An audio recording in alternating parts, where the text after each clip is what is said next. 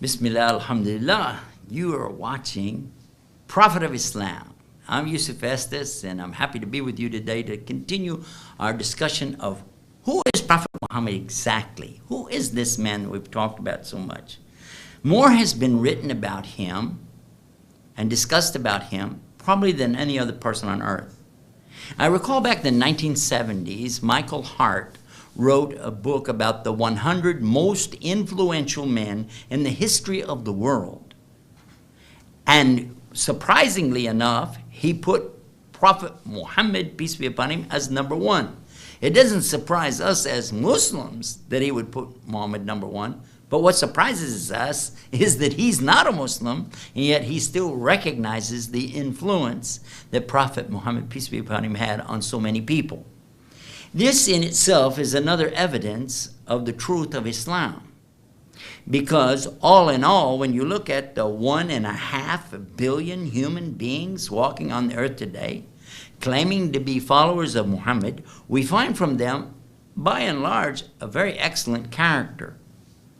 Although there's been a lot in the Western media talking against Islam, talking against Muslims, speaking against the Quran, and talking against Muhammad specifically, we can balance that very nicely with truth and find out what exactly is the story here.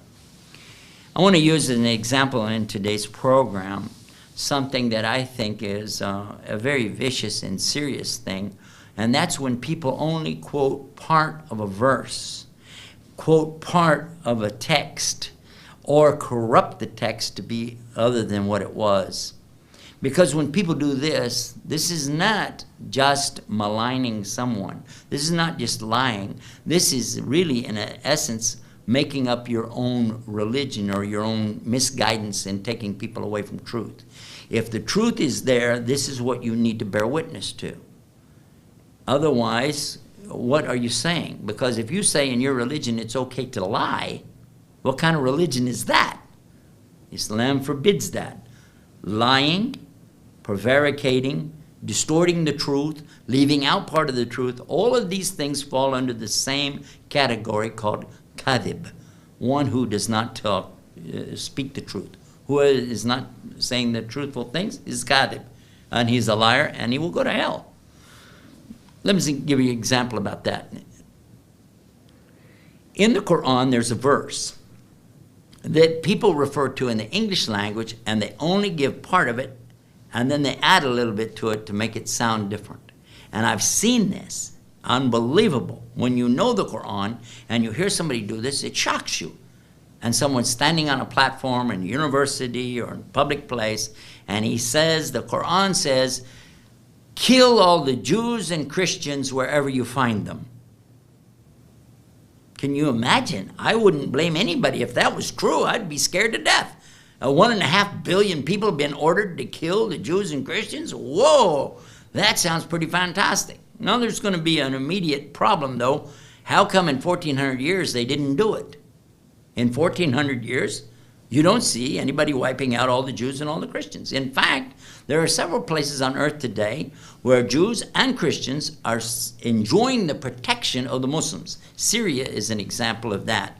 When they made the movie Passion of the Christ, Mel Gibson went all the way to Syria to learn the language of the Aramaic Christians there so that he could produce his program.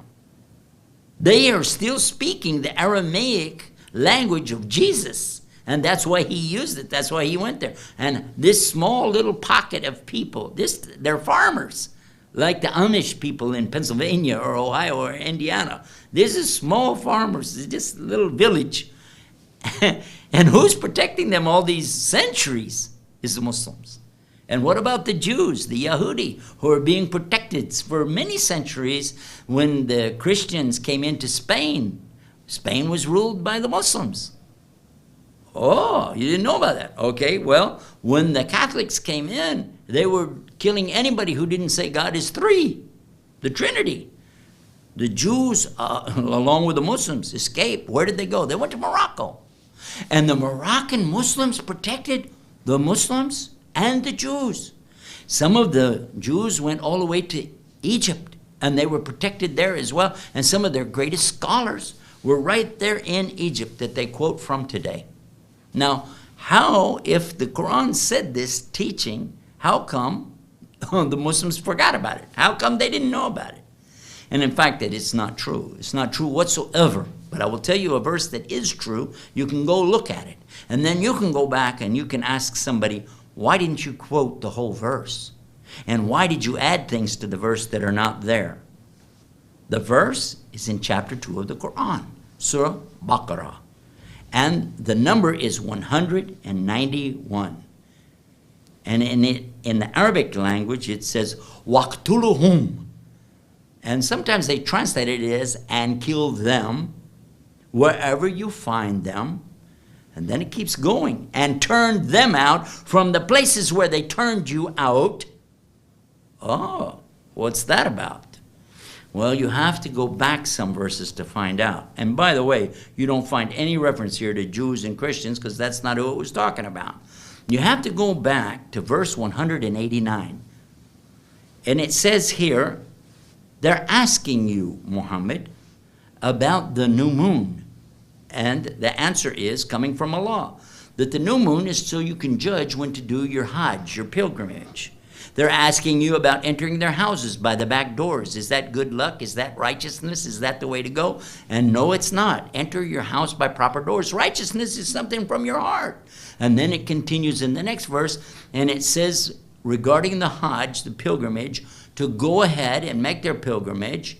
And then if the people are going to fight you when you go back to the pilgrimage, which is Mecca, where the idolaters were, the people who were their own relatives, these were the mushrikeen. These were the people who didn't believe in God. They believed in these idols and statues. They were the same ones who turned them out, the same ones who had persecuted them, the same ones who had raped their women, the same ones who had killed them and abused them and turned them away, turned them off of their own property.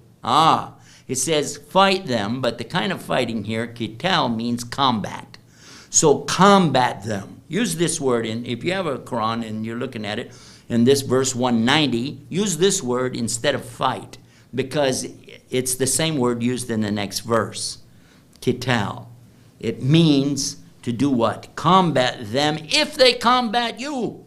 But if they stop, then you have to stop. Otherwise, you're the Zalimun. You're the one who is the oppressor. And verily Allah does not love the oppressors. Now what do you think about that? Because then it continues, and kill them in combat. If they kill you in combat, turn them out from where they turned you out.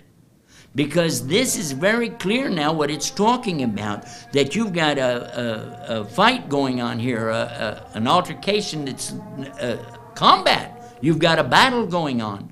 So what must you do? So you stop everything and focus on engaging in this battle, and you fight them. And if they're killing you, you have permission from God to kill. Because you see, up until this point, they had never had this permission before. These guys had been killing them for 13 years straight. But the Muslims had not been permitted to engage in any war against them, because if they had, they wouldn't have been able to distinguish that from the kind of wars that these people always had. Prior to Islam, the Arab community was always engaged in feuds of some kind, in killing one tribe and killing another tribe. But when they came into Islam, they were forbidden to do this. There was no more killing of anybody. In fact, that's one of the biggest teachings of Islam, that you can never kill an innocent soul. If you take one innocent soul, it's as though you killed all of humanity. But if you save an innocent soul, it's the same as if you saved all of humanity. If you understand that, you can see that this teaching here in the Quran could not have meant anything other than to retaliate equal to what's coming to you. But as soon as they stop, you have to stop. And then Allah continues by saying that verily that this combat, this kind of fighting, is better than the fitna or terrorism that these people are causing against you. Because that's exactly what it was. The acts of terrorism coming against the Muslims by the non-believers. These were the idolaters. Had nothing to do with Christians, nothing to do with the Jews. And in fact, it was talking about people that turned them off of their own property, that they could go back now and perform their pilgrimage, and they could even reclaim their property. That's all it said. But again, repeating that if they stop, you must stop, otherwise you're the oppressor. Now, why would somebody say that Muhammad, peace be upon him, came with some kind of message other than that? He clearly taught the people what really combat was about and what the limits were. How could somebody misquote this? And I think that's a good place for us to give you a chance to reflect. Go to the website, get some more information about it. It's called prophetofislam.com. That's prophetofislam.com. See what you find there. Until next time, peace. Assalamu alaikum.